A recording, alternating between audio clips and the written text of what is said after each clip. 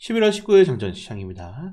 자, 트럼프 트레이드가 재가동되며 나스닥, S&P 500은 상승, 다우는 약보합으로 마감을 했습니다. 다만 상하락 종목들이 대체로 상승 종목들이 우위로 마감했고, 최근에 러셀 지수가 좀 부진했는데 오늘 소폭 반등에 성공을 하게 되면서 지난주 쉬었던 트럼프 트레이드, 특히 오늘 이 빅테크 기업들 같은 경우는 테슬라를 제외하고는 대부분 보합권에서 끝났는데 트럼프 트레이드의 두 종목들이 많이 상승했습니다. 우선 트럼프 미디어 16%대 상승이 나왔고요. 그리고 뉴스케일 파워 18% 상승이 나왔습니다. 그리고 나노 뉴클리어 에너지도 3%대 상승, 비스타 에너지 3%대 상승, 미국 전력 설비, 원자력 에너지들이 많이 올랐다는 점도 체크할 수가 있고, 그리고 스페이스 모바일도 6%대 상승하면서 이제 우주항공에 대한 테마주도 올랐다는 점들, 그리고 마지막으로 코인베이스가 6%대 또 상승하면서 비트코인 현재 또 신고가 랠리를 준비를 하고 있는 상황이죠. 그래서 정말 뭐 파급적으로 관련 테마주들이 다 같이 오르진 않았지만은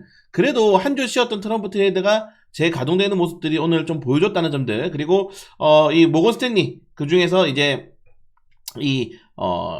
마이클 윌슨 월가의 대표적인 약세론자거든요. 입만 열면은 과열인데요, 떨어질 것 같다, 조심해야 된다 이렇게 말을 하는데, 이 대표적인 약세론자조차도 현재 내년 S&P 500 지수가 6,500까지 올라간다. 근데 지금 대부분의 이런 IB라든가 월가의 전망치들이 최소 6,300은 넘습니다. 앞으로 정말 10% 이상의 상승을 좀 기대해 볼 수 있는 그런 모멘텀을 가진 게 바로 S&P 500 지수고, 우리나라 같은 경우에는 이 S&P 500의 빅테크 기업들과 동조화가 굉장히 많기 때문에 이런 것들은 그렇게 좀 나쁘지 않다라고 좀 보시면 될 것 같다 이렇게 말씀을 드리고 싶고, 다만 무역 분쟁에 대한 리스크들로 인해서 한국의 내년과 내후년의 경제 성장률이 조금 더 낮아질 수 있다는 그런 우려가 나오고 있다는 점들을 꼭 체크를 하셔야 돼요. 결국에는 트럼프의 관세가 어떻게 우리나라의 이런 수출 업종들에 대한 영향을 미칠 것인지가 좀 가장 중요한 포인트가 아닌가 생각이 되고요. 자, 그리고 재계에서 지금 상법 개정안, 어제죠.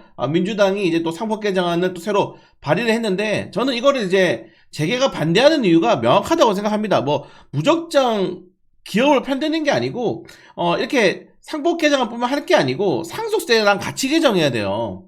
지금 우리나라는 상속세가 전 세계에서 최고로 높습니다. 1등입니다, 1등.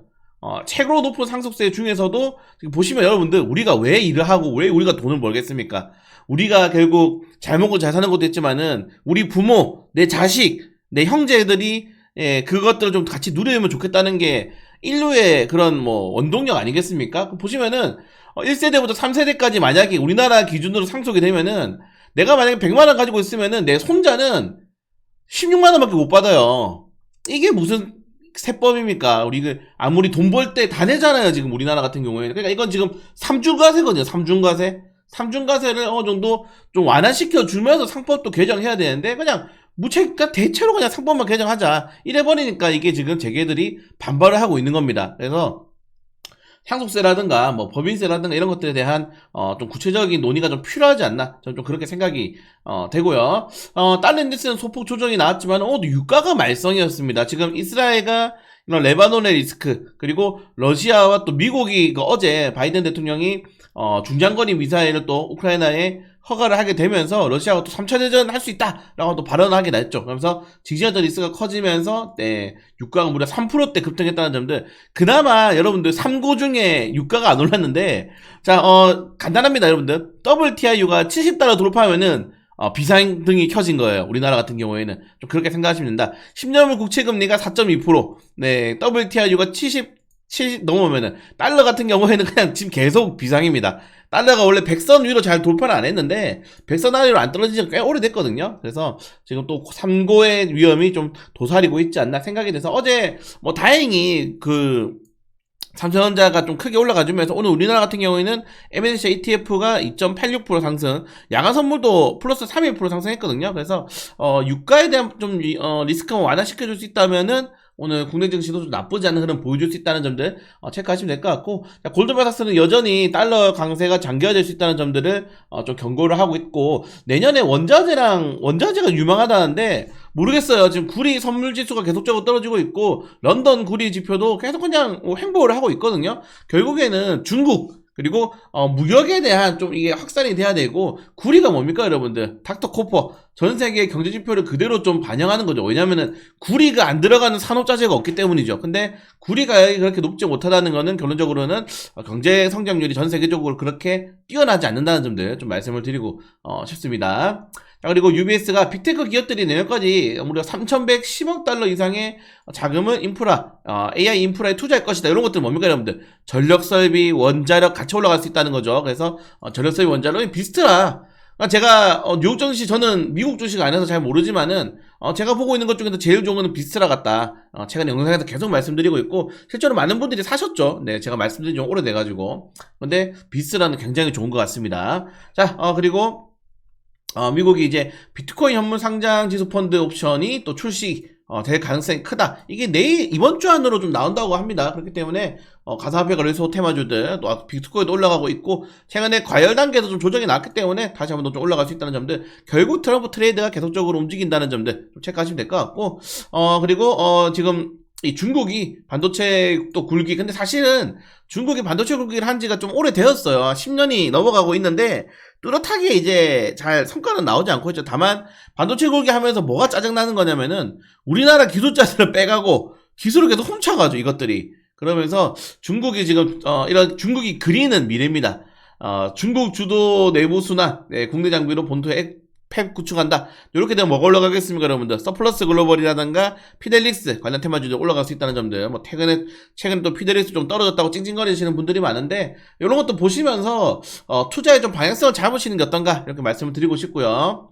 그리고 베트남이 원전 도입 재개를 결정하게 되면서 원자력 관련 테마주들, 원전은 그냥 계속 좋아요. 원전은 계속 좋아. 원전은 그냥 계속 투자하세요. G2파워라도 사. 나머지 너무 많이 올랐잖아. 그래서 이렇게 말씀을 드리고 싶고, 네, 그리고 우주청과 국정원이 위성 활용 컨퍼런스 공동 개최를 한다. 국정원이 들어간다는 거는 이제 군사적 인공위성까지 좀 확대될 수 있다는 점인데, 최근에 인공위성, 우주항 관련 테마주도 스페이스 X 때문에 흐름 좋아서 계속 좋은 호재 가져갈 수 있다는 점들 좀 체크하시면 될 것 같습니다.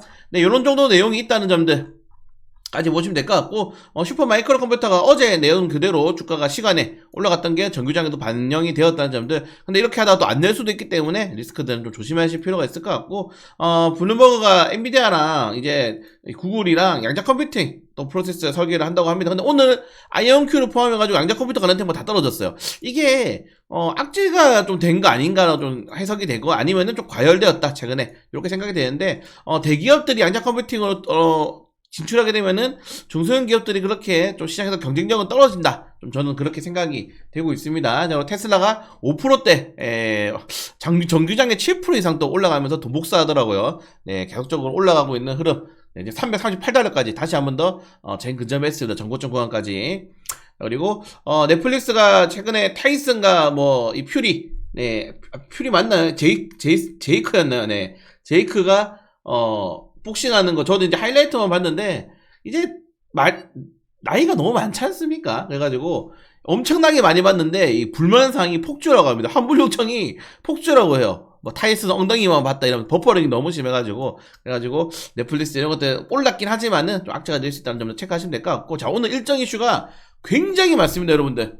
네, 이거 찾기 힘들어요. 이렇게 보시면 개별적 일정이 이렇게 있고, 이제 목표가 하향되는 그 종목들도 많이 나왔어요. 네, 많이 나왔기 때문에 어떻게 좀 반도체 쪽에서는 목표가가 하향되는 종목들이 좀 많아요. 지금 보시면은 그런 것도 있고, 자, 한미약품이 또 횡령 배임 혐의로 고발당했다고 합니다. 지금 한미사이언스가 경영권 분쟁 계속 이슈 나오고 있는데, 특히 한미사이언스가 또 지분을 또 사모펀드에 팔았어요. 그래서 한미사이언스가 경영권 분쟁이 확대될 수 있다는 점들 좀 체크를 하시면 될 것 같고, 그걸 제외하고는, 네, 오늘 이번 주는 일정이 많이 없기 때문에 스펙 합병 상장, RF 시스템즈, 사인앱 소프트, 이런 거 종목들 좀 체크를 하시면 될 것 같습니다. 네, 어제는 좀 약간 쉬었고, 오늘은 좀 공격적으로 매매할 테니까, 최근에 좀 다운되죠. 저도 몸 컨디션이 좀 안 좋아서 그렇고, 시장이 살짝 오르긴 했지만은, 아니 10% 떨어진 다음에 1, 2% 오르면 오르는 게 아니잖아요. 그런 것들 여러분들 아시겠지만은. 그래서 많이 다운돼 있는데 좀